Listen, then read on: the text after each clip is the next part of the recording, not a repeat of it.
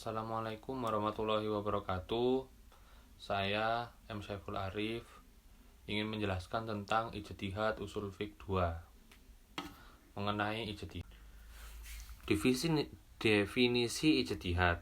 Ijtihad itu dari bahasa Arab, yaitu ijtihada yajtahidu, yang artinya bersungguh-sungguh. Ijtihada fi'lul madhi, yajtahidu fi'lul mudhari, yang sebenarnya bisa dilakukan oleh siapa saja yang berusaha mencari ilmu atau memutuskan suatu perkara atau problematika yang tidak dibahas dalam Al-Quran maupun hadis, dengan syarat menggunakan akal sehat dan pertimbangan yang matang. Pertimbangan yang matang itu yang kita bahas nanti. Ada syarat-syaratnya seperti itu. Dengan syarat menggunakan akal sehat dan pertimbangan yang matang, namun pada perkembangan selanjutnya diputuskan bahwa ijtihad sebaiknya hanya dilakukan oleh para ahli agama, ustadz, kiai, ataupun para sesepuh-sesepuh agama yang memiliki basic ataupun ilmu agama yang kuat, lalu ilmu mantik yang kuat, ataupun merasa dirinya mumpuni seperti itu.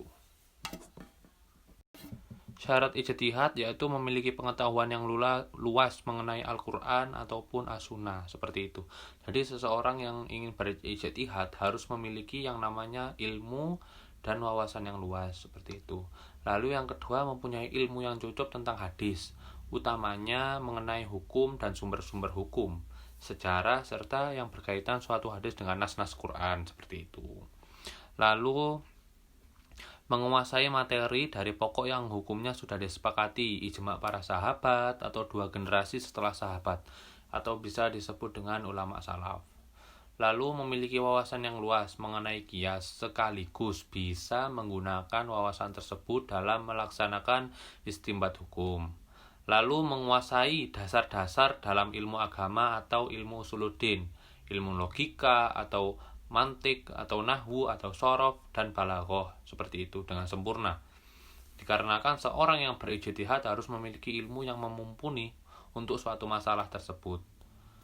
Lalu memiliki pengetahuan luas mengenai mansukh dan nasikh juga.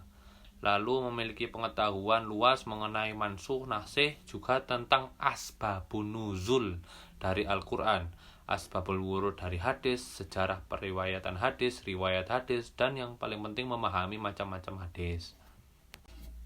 Lalu memahami serta menguasai kaidah dalam usul fikih, memiliki pengetahuan yang lengkap terkait 5 aliran pemikiran, serta memiliki kesadaran secara menyeluruh terkait realita masa kini. Ketika masa kini ada problematika, maka dari itu kita sebagai manusia yang ingin berijtihad harus mengetahui lingkungan-lingkungan kita pada masa kini, termasuk mekanisme, iptek, sistem politik, dan ekonomi modern yang lain, seperti itu, budaya, lingkungan, sosial, dan lain sebagainya.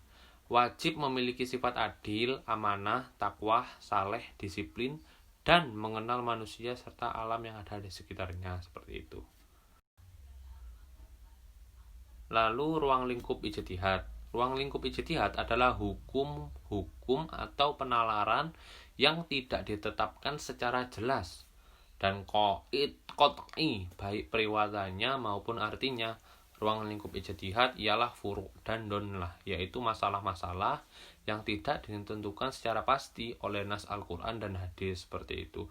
Jadi ketika terdapat problematika di masa kini, lalu jawabannya itu tidak jelas atau kita tidak paham untuk mengetahuinya, maka dari itu kita bisa menggunakan ijtihad.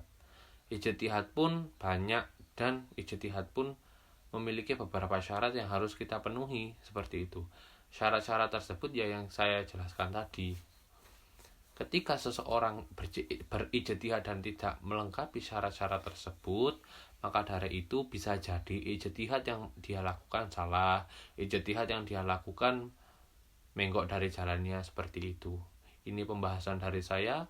Jika ada salah mohon maaf. Wassalamualaikum warahmatullahi wabarakatuh.